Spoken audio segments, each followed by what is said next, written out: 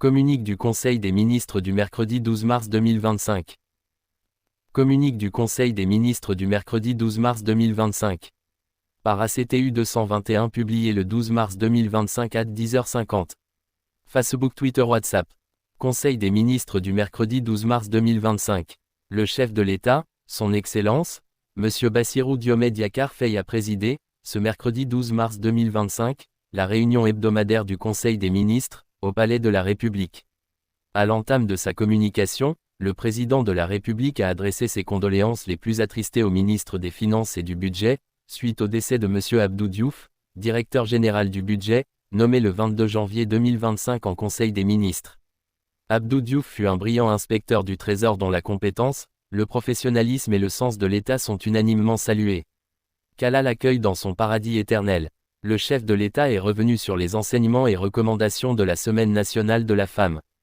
Il a adressé ses chaleureuses félicitations au ministre de la Famille et des Solidarités pour l'excellente organisation et le succès de l'événement qui a été clôturé par la mobilisation des représentantes de toutes les femmes du Sénégal à Dakar, au Grand Théâtre National, le 8 mars 2025. Il a demandé au ministre de la Famille et des Solidarités de faire l'évaluation des doléances des femmes de chaque région et de proposer un plan national d'action consolidé pour améliorer la condition de la femme. La culture de l'excellence et de la performance est un principe directeur de la mise en œuvre de l'agenda national de transformation. C'est pourquoi le président de la République a décidé de la création, par décret, d'une distinction dénommée « Médaille guidée de la performance » destinée à récompenser les citoyens sénégalais qui ont accompli des exploits et réussites majeures ayant contribué, de façon décisive, au progrès et au rayonnement du Sénégal.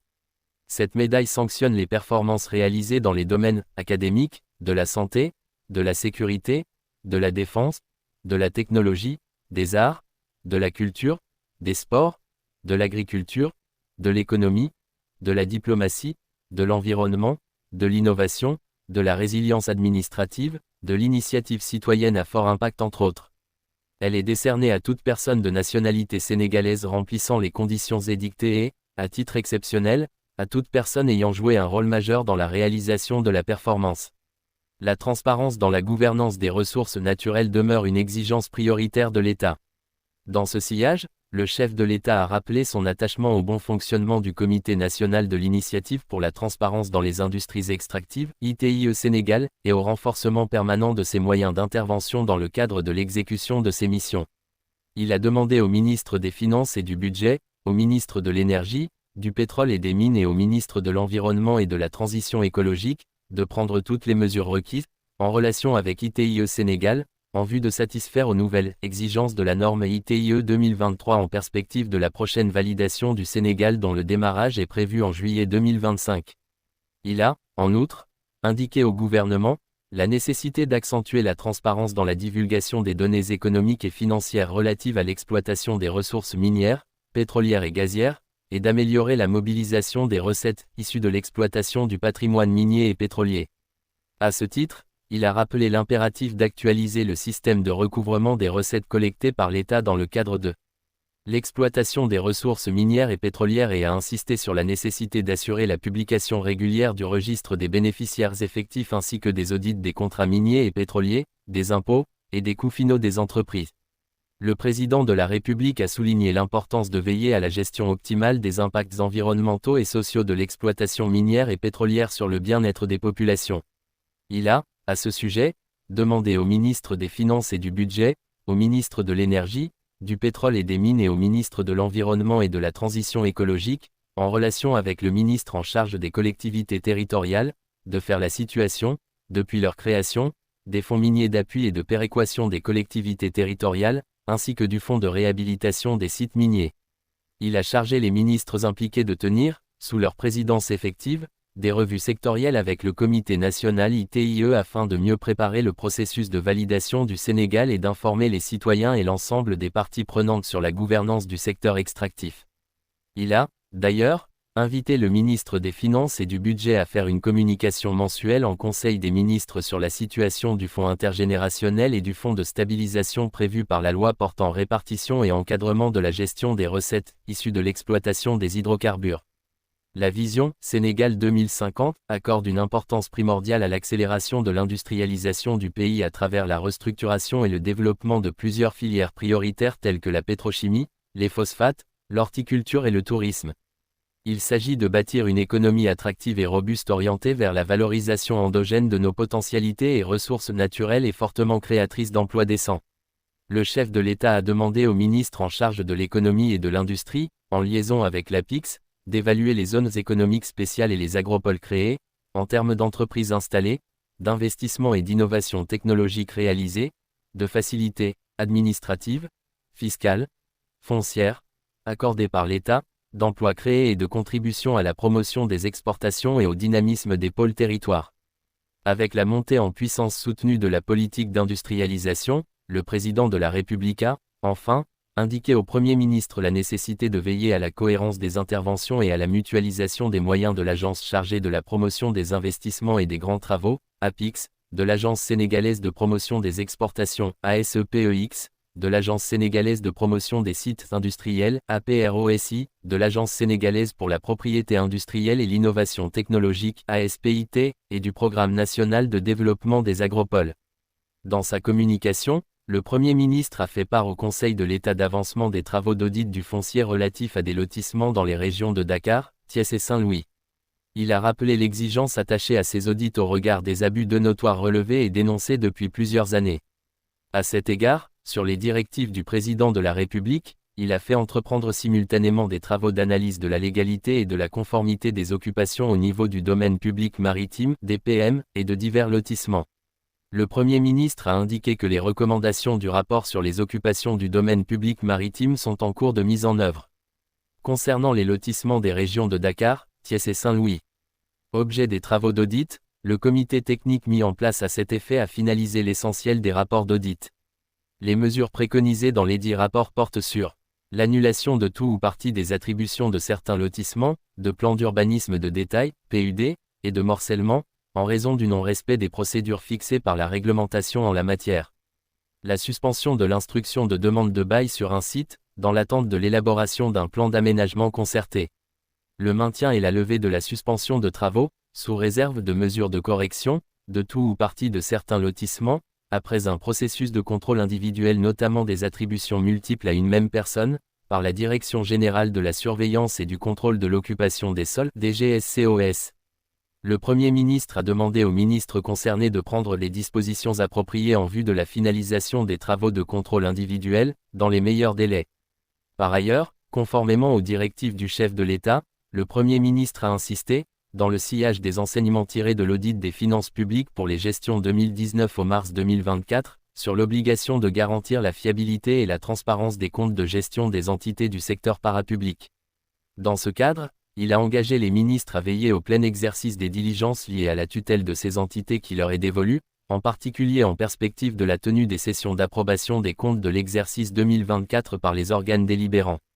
Il s'agit notamment de l'élaboration du calendrier des réunions de pré-conseil ainsi que de la mise en conformité des textes régissant lesdites entités avec les dispositions de la loi d'orientation relative au secteur parapublic, au suivi du portefeuille de l'État et au contrôle des personnes morales de droit privé bénéficiant du contrôle de l'État.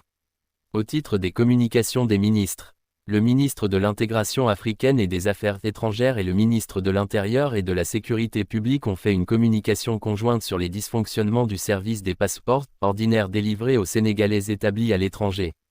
Le ministre de l'Industrie et du Commerce a fait une communication sur l'approvisionnement du marché en denrées de première nécessité.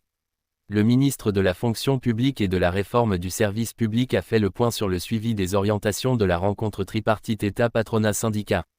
Le ministre de la Jeunesse, des Sports et de la Culture a fait une communication sur les préparations des contenus culturels des Jeux Olympiques de la Jeunesse JOJ Dakar 2026 et l'état de mise en œuvre des décisions issues du Conseil interministériel. Au titre des textes LEGISLATIFS et REGLEMENTAIRES.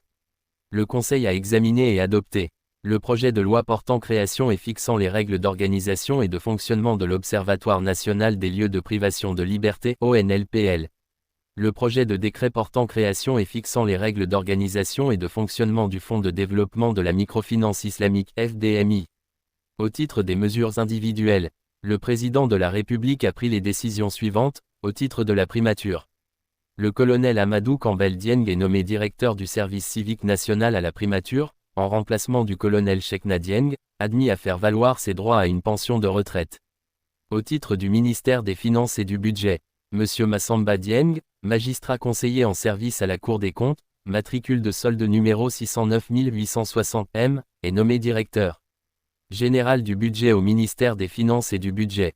M. Cheikh Tidiane Dio, conseiller en planification de classe exceptionnelle, matricule de solde numéro 602 281 N, est nommé coordonnateur de la Direction générale du budget. Au titre du ministère de la Santé et de l'Action sociale, M. Hassan Dram, titulaire d'un doctorat en médecine et d'un master en administration sanitaire et santé publique, est nommé directeur du centre hospitalier régional de la paix de Ziguinchor, en remplacement de M. Moussa Séné, admis à faire valoir ses droits à une pension de retraite.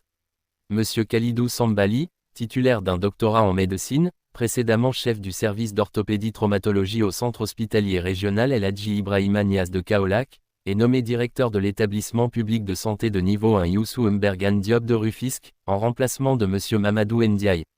Madame Oulematou Khadija Diagne, administrateur des services de santé, spécialiste en qualité, hygiène, sécurité et environnement, est nommé directeur du centre hospitalier national pour enfants de Diamniadio, en remplacement de Madame Maïm Fama Dieng Gueye.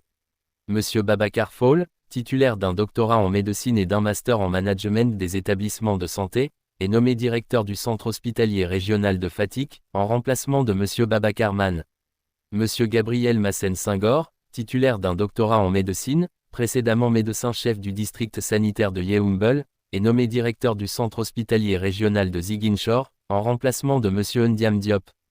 M. El Hadji Sader Top, titulaire d'un doctorat en médecine et d'un MBA en économie de la santé, précédemment coordonnateur des urgences au centre hospitalier régional de Kaffrine, est nommé directeur du centre hospitalier régional de Saint-Louis, en remplacement du Dr El Hadji Maguette Seck. M. Ibrahim Asso, titulaire d'un doctorat en médecine et d'un master en management des établissements de santé, précédemment en service au centre hospitalier Abbas Ndao, est nommé directeur du centre hospitalier régional de Matam, en remplacement du Dr Aladji Arona Ndiaye. M. Ibrahim Assitor Souleymane Sarr, titulaire d'un doctorat en médecine, précédemment chef du service de chirurgie et de médecine légale à l'hôpital Roi-Baudouin, est nommé directeur du centre hospitalier régional Amadou Sakir Mbaye de Louga, en remplacement de M. Mohamed Abdallah Gueye. M. Abdoul Ndongo, titulaire d'une maîtrise en géographie option environnement et d'un diplôme d'État en administration de soins, précédemment surveillant du service d'ophtalmologie du centre hospitalier régional de Saint-Louis, est nommé directeur de l'établissement public de santé de niveau 1 Magatlo de Linguère, en remplacement du Dr Abdou Sis. M. Demba Diédiou, professeur titulaire des universités en médecine interne, titulaire d'un master en management des établissements de santé, est 5 nommé directeur du centre hospitalier Abbas Ndao, en remplacement du Dr Amadou Ndiaye, appelé à d'autres fonctions. M. Massamba Thioro Sall, titulaire d'un doctorat en sciences de gestion, précédemment responsable de la cellule promotion et partenariat à la direction de la santé de la mère et de l'enfant au ministère de la Santé et de l'Action sociale, est nommé directeur de l'hôpital Matlaboul Fawzeni de Touba, en remplacement du Dr Maktar Lo. M. Souleymane Loucar, titulaire d'un doctorat en médecine, précédemment chef du service de psychiatrie de l'hôpital régional de Louga, est nommé directeur du centre hospitalier national de Pikine, en remplacement du Dr Fatou Diop.